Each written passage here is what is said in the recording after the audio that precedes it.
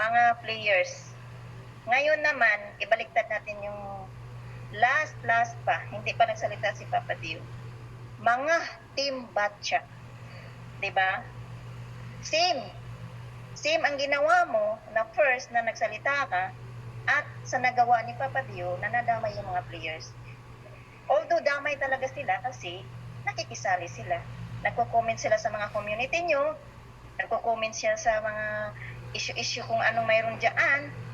Tapos, nagsalita na si Papa Dio, ginawa niya ng issue ng malaki ng ganito. Si Papa Dio na ngayon ang may kasalanan. Ganon yun eh.